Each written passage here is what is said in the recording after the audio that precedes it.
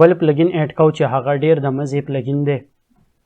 د دې فایده ډیره ده که فرض که تاسو ډیولپمنټ زده کوئ او بیا مطلب کله تاسو یا ډیولپمنټ درځي الریډي او تاسو په خپل ویب سایټ کې کسټم کوډینګ اډ کوئ د هغې لپاره ډیفرنٹ آپشنز دي. دا زه چې په خپله کوم یوز کوم آپشن هغه دا ښه دی. پلګین سیکشن ته چې لاړ شئ او اډ نیو پلګین ووهئ. په اډ نیو پلګین کې تاسو سنیپټ سرچ کوئ. WP سنیپټ یو پلګین دی. سنیپټ چې سرچ کوئ نو دا یو پلګین دی چې دا پلګین دا دی کوډ سنیپټس. دا به انسټال کوو اکټیویټ کړئ. د دې اکټیویشن نه پس په دلته کې یو آپشن په دې دغه کې اپیر شي چې دې ته په ترو باندې تاسو په خپل ویب سایټ کې HTML کوډ هم کسټم اډ کولی شئ، کسټم CSS کوډ هم اډ کولی شئ، جاوا سکرپټ کوډ هم اډ کولی شئ او PHP کوډ پکې هم اډ کولی شئ. لیټ سپوز زه دا د دې ډیمو لپاره زه صرف داسې کار کوم چې دا HTML CSS کوډ چې دی دلته زه ایډیټ کوم او په دې کې زه دلته کې اډ کوم. په دې کې زه یو لاین کوډ اډ کوم. باډي ته بیکګراوند کلر اډ کوم ریډ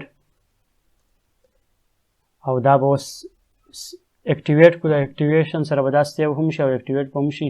او اوس سایټ وزټ کوم چې د دې بیکګراوند کلر څه شي. نو اوس د دې باډي د چې د بیکګراوند کلر اډ شو نو په دې سنیپټ کې دغه هم اډ کیدی شي. جاوا سکرپټ پکې هم اډ کیدی شي.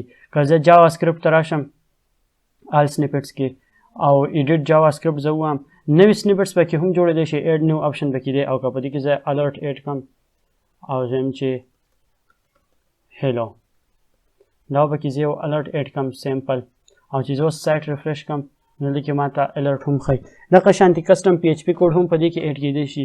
نور د لکه د جدا اډ کولو لپاره پلګینز نور هم شته. که پلګینز ته زه راشم اډ نیو باندې کلیک کړم نو دلته کې پلګینز نور هم شته چې هغې په ترو باندې زه کسټم CSS جاوا سکرپټ PHP اډ کولی شم. لکه کسټم JS ما سرچ کو نو دلته کې به ماته سمپل کسټم CSS اینډ JS ماته راواغستو.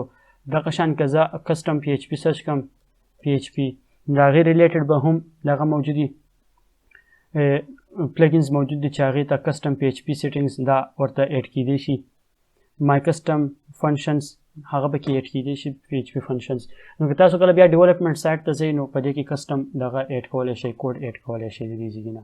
په نیکسټ ویډیو کې موږ تیم او پلګین فایلز ګورو چې د هغې سټرکچر څنګه او هغه څنګه کار کوي. معمولي شان ټچ به ورله ورکوو چې تاسو ته لږه ډېره اندازه وشي او بیا به دا اینډ کوو.